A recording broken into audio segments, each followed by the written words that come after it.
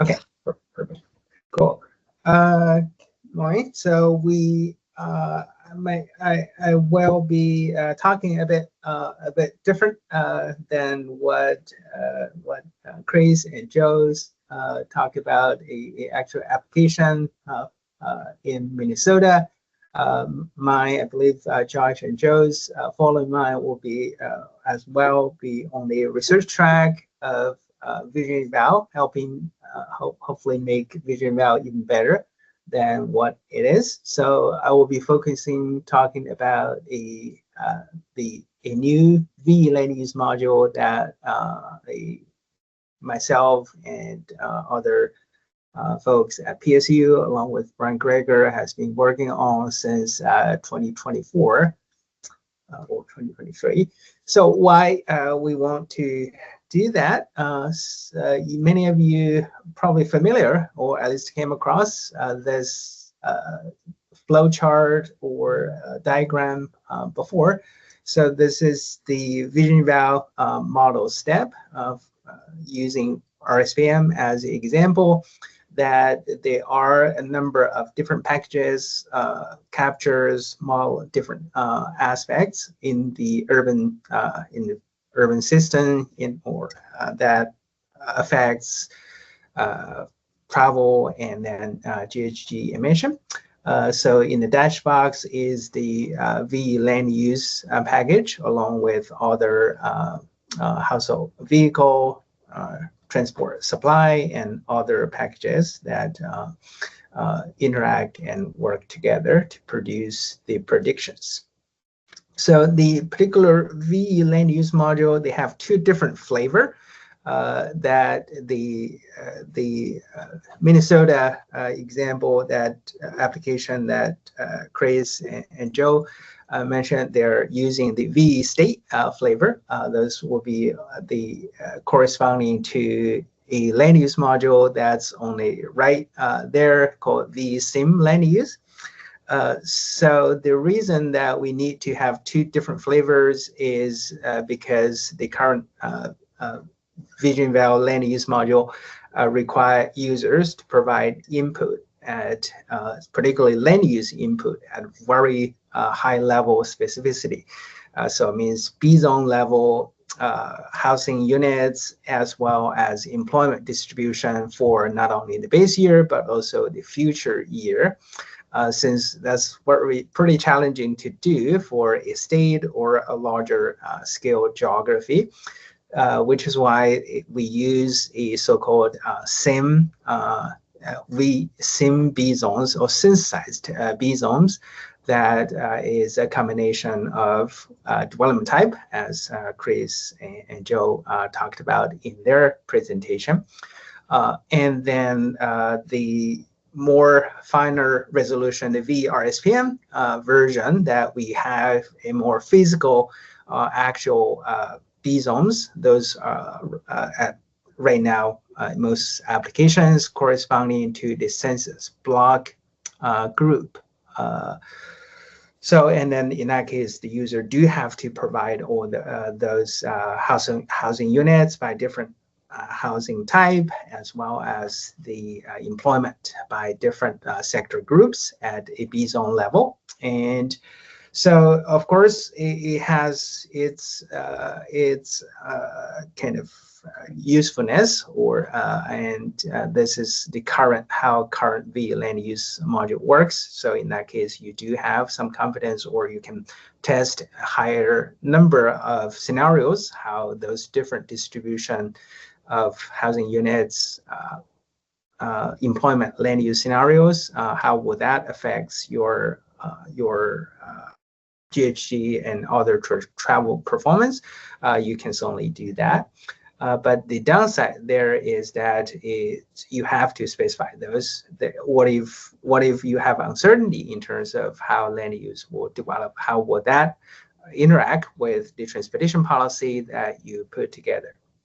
So, which is exactly the goal of this project, is trying to have the land use module captures how land use responds to transportation investment, and then improve the support for land use scenario. And then at the same time, trying to address the V-state, a lack of basically spatial details. Of course, it has the advantage of V-state configuration is that the computation will be faster, because the current configuration is that you combine those synthetic B-zones. You don't have to go over all census block group in a state. Imagine that for a larger state. And this is still ongoing. We are close. We are about less than 2 months till the end of a project sponsored by Oregon DOT through a SPR project.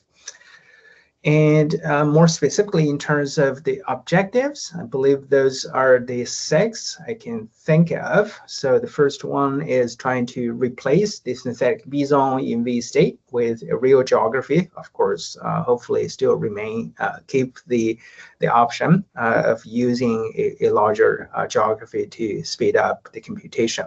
But down the road, looking into the future, if we could figure out ways to improve the hardware requirement around in time, we could potentially have just one model. Okay, and then second objective is to support applications at different scale and level of specificity. So I mentioned that the current V land use require you to basically provide those land use input at a B-zone level for RSPM, and then for V-state, the B-zone will be basically all those different place types. So of course the new module will still support that type of application, what we labeled as use case 1, or as we have jokingly mentioned, those are the God mode of VisionEval, because you can dictate where those land use development goes. And then we support 2 more use cases, 2 more types of application where the user has less specificity for land use development, particularly in future years. Use case 2 allow the user to specify B-zone land use type, as well as target by land use type. I will give you a little bit more detailed diagrams later. And the last use case is that the user be able to just allow the model to predict what the future B-zone land use type will be, and then specify the target that's either at E-zone or at land use type level. Third objective is to make the B-zone allocation for housing unit employment sensitive to transportation infrastructure and service. Right now, again, those are the current V land use can only or require the user to specify those at a B-zone level, so they are not necessarily corresponding or responding to those inputs.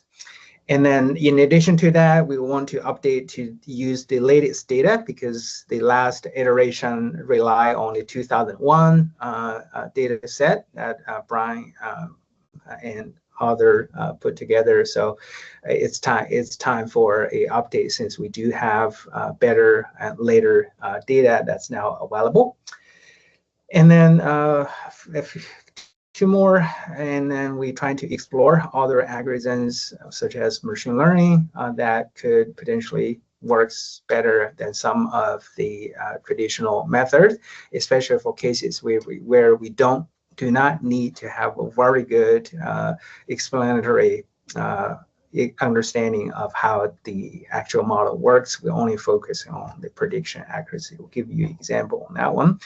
And then hopefully the new module will be just a drop-in replacement for the current V land use and V sim land use module. Give you a little bit kind of overview of the land use type or the what they are, and then because right now in the new module it will be a more central concept for for specifying the land use scenarios, and as well as other applications, other type of applications. So the land use type is basically a concept we adopted from the place type in the current V state model. And I have 3 dimensions, including the, of course, originally called the development type, but we, again, largely avoid confusions. We renamed the place type to land use type, and then the development type to diversity type, because it's basically measuring the mix of residential and employment. So we have residential, diversity type, employment, and mixed use. For area type, those are exactly the same in the V state place type, including center, inner, outer, and fringe. And finally, neighbor location type. I believe Joe and Grace's presentation mentioned those as well. So we have urban, town, and rural. And for diversity type, also give you an example of how we use basically machine learning, in this case, decision tree, to help us kind of coming up with which variable to use, as well as where to set the cutoff. Okay, the V state, I believe Brian did the original research to come up with cutoffs for the V state place type. It still lack or haven't gone through a more comprehensive analysis of where to set the cutoff. Okay, so in this case, we choose the D2, so-called D2A from SLD, Smart Location Database, using the variable job per households within a 2-mile buffer. And then here in this example, we basically divide those 3 diversity type based on that one variable. If that value is less than 0.3 per jobs per household, it will be classified as residential. And then if it's between 0.3 to 1.2, it will be classified as mixed, and so on. Okay, and finally, and another, will not go into detail there. We use a similar approach, a similar method for the area type definition as well. Here we differentiate between large urban area and small urban area.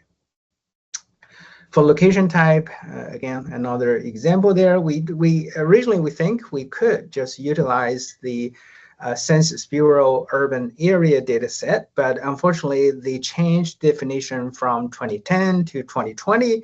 Also in 2020, they get rid of basically the urban cluster, the town classification. Which means we will not be able to directly apply or directly use their data for V land use, for this new V land use module. So what we end up doing is we use their 2020 data. We add the urban cluster back because it's relatively straightforward thresholds.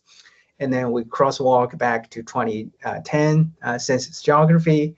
And then we use this data to train a random forest model. Here, we used random forest instead of decision tree because it has better prediction accuracy. At the same time, this is a process. We don't need to actually understand or be able to explain how the actual model works. So we are fine to just aim for the prediction accuracy. And then we apply the trained random forest model to predict the location types on 2010 data. So we have a consistent definition for those location types. Rather quickly, show you on the upper left, those are observed urban, rural classification in 2020 from census. On the lower left is the observed urban rural classification in 2010. As you can see here, there are quite a number of blocks for Corvallis. Use Corvallis or Oregon as an example there. As you can see here, that there is quite a bit of census block were urban in 2010, but they are rural in 2020. I cannot imagine those are what happening on the ground. Those are just largely the artifact of the changed definition. So on the right there, the two top and bottom, we have those reclassified based on the algorithm we trained. It also has pretty good prediction accuracy in the 94% and higher. Okay. I do not expect you to be able to read this. Also, it's sideways, so I can fit it in the slides. So those are all the data set that's used in this new V land use module. It has a number of them. Each circle here represent either a raw or intermediate data set. So we use a so-called data pipeline, so to keep track of whether the data needs to be updated and so on. So a list here are some, most of the nationwide data set we utilize in this new module. To go through a bit on the application use case. So the use case one is basically the current V state. The user provide B-zone level housing unit employment. The model basically assign households based on the housing unit counts. At B-zone level, assign different house type, and as well as match employment to workers in the household match to their employment B-zone. The output will be households and employment, workplace, or assigned to a B-zone level.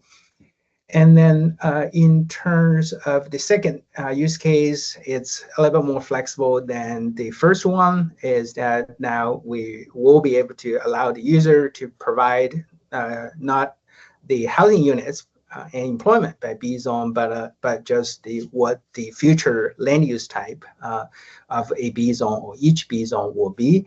And then the user can provide what are housing units and as well as employment by different B-zones for future years. Okay, and then the model basically allocate those housing units, households, employment to those B-zones. The end output will be exactly the same as the first use case.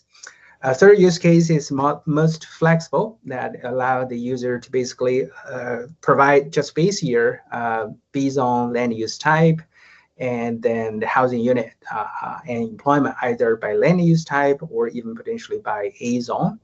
And then the model basically predict the land use type, B-zone land use type for future years, and then allocate household employment to B-zones. Okay, and then we do also have I think it was a cool idea. I believe Cody Mayer from DLCD is the one that proposed this use case. Is that on top of use case 3, that we could output the prediction probability, and then use that to figure out where are the so-called high leverage location will be. It could potentially be transitioned or upgrade to a higher intensity land use. And in terms of the status, we are finished the last bit of the pilot testing, and then finish the report. And then those report and code will be available only by the end of June, which is the end date of the project. So it's only looking forward to have you all poke around and potentially even use the new V land use module in your application. I want to acknowledge the help for a number of people, the support, of course, from the ODOT SPR 868, Brian Greger, advisor for this committee, for this project, and Josh Rao as coordinator for the project, as well as the TAC advisory committee for kind of helping guide the project throughout. With that, I will answer any questions you may have. Thanks.